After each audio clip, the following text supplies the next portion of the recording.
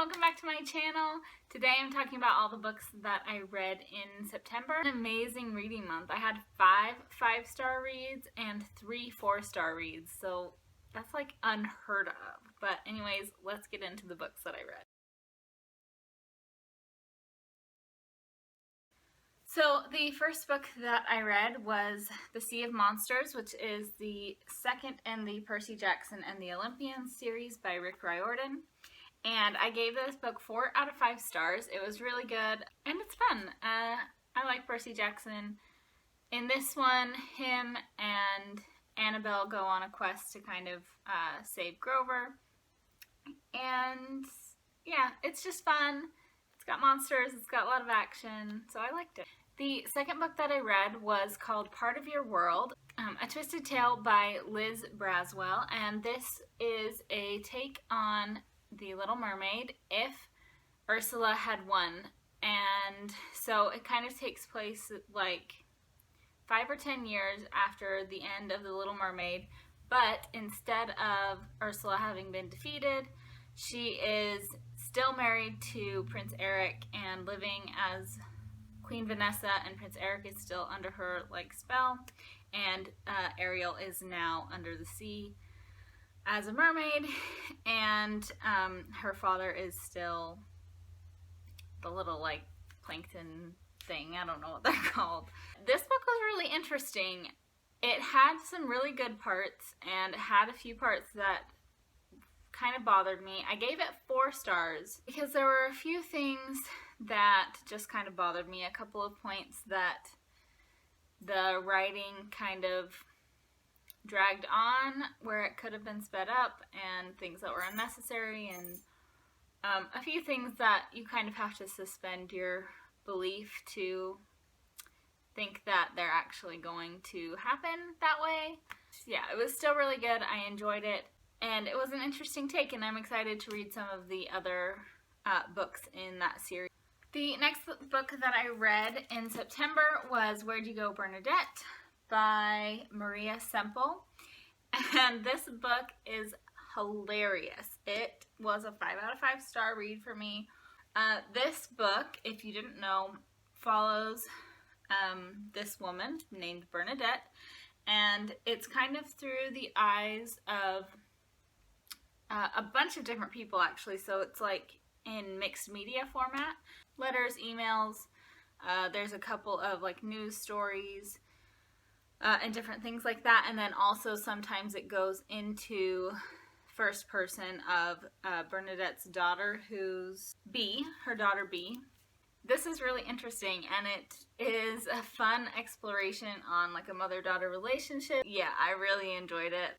Next book that I read was The Beginning of Better Days, A Divine Instruction to Women from the Prophet Joseph Smith, with personal insights from Sherry Dew and Virginia H. Pierce. So this was really good for me, obviously very spiritual and uplifting. Next book that I read is called Hungry by Jeff Gordinier. Eating, road tripping, and risking it all with the greatest chef in the world. I had never heard of this. I walked into my library and it was on one of like the front tables that kind of, they change out the display every so often, and this one was there. And honestly, it just spoke to me, it spoke to my soul, because I love to cook. I love traveling the world whenever I can, and so this just like sounded perfect for me, and it really was.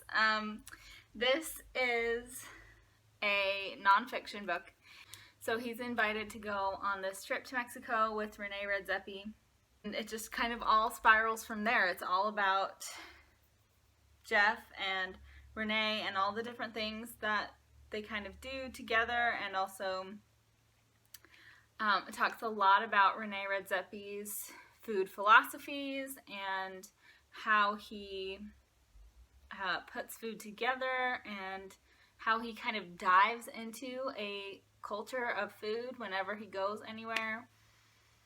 And it was amazing. I feel like my description is not very good, but if you love food, especially if you love cooking food, but even if you just love eating food, you should read this book. I will warn you, there is some drug content. Not much, but just a little bit in here, so do be aware of that. And they do use quite a bit of language. I feel like chefs in general are kind of known for their use of swearing often, and that does occur in this book, so just, know that going in. But it's really good. I loved it. It made me want amazing food. Made me want to travel to all these places and try all these different things.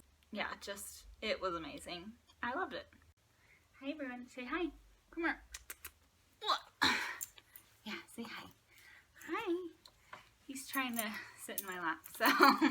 The next book that I read was a reread for me and one of my all-time favorite books, and that is Peter Pan by J.M. Barrie. I just want to show you, like, this edition that I've grown up with is absolutely beautiful. It's illustrated. Oh, here we go. There's the mermaids. Favorite. It's Wendy and Peter, and they're all in their little house under the ground. Anyways, it's absolutely beautiful. So, Peter Pan by J.M. Barrie, and if you don't know what this book is about, I don't know who you are, because you should know. But anyways, so this book is about 3 children, Wendy, Michael, and John, and also the main character, Peter Pan. This book is also under the name of Peter and Wendy, and basically Peter Pan comes to these children's windows, and he has lost his shadow, and Wendy helps him sew it back on, and then he takes them all on an adventure to Neverland, where you can never grow up, and it is amazing. This book is one of my all-time favorite books, and a lot of people who read it expect it to be like Disney's Peter Pan, and it's not. Not at all. It's very different, in my opinion, in a good way, but I know a lot of people who go into this with very different expectations to what they find in this book. It's a lot darker than Disney's Peter Pan. Peter is not necessarily a likable character. He is very cocky. He is very young. He's like, a 10-year-old boy. And he forgets things. He forgets people all the time. He's super fun and lighthearted, and embodies everything that it is to be a child who doesn't care what anyone else thinks and just does whatever you want. But reading that as an adult, sometimes you're like, whoa, this kid is very rude. But I love this. I love it so much. It's amazing. You should read it. You should watch the musical, because they're incredible. Next up, I read The Unhoneymooners by Christina Lauren. I had heard about this book from another booktuber who reads a lot of contemporary and romance, and I don't read a lot of romance. It's just not usually something that I really enjoy. But in this case, this was very funny, very well done, and I did thoroughly enjoy it. I gave it 4 out of 5 stars. It's very funny, and I very much enjoyed it. And the last book that I read in September was 13 by Steve Kavanaugh. You might have seen that I started reading this in August as part of as a part of Thriller-a-thon. But I didn't finish it, and then August was kind of a weird month for me, and I didn't do a lot of reading after Thriller-a-thon, and so I never finished it, but I did finally finish it in September, and I loved this book. I was reading it, and I was, most of the way through. I had like less than 100 pages left, And I thought it would be like a solid 4-star read for me because it was really good. The mystery was good. It had a lot of action, but I thought that I had figured out exactly how this was going to go, exactly how it was going to play out, and then, boy, was I wrong.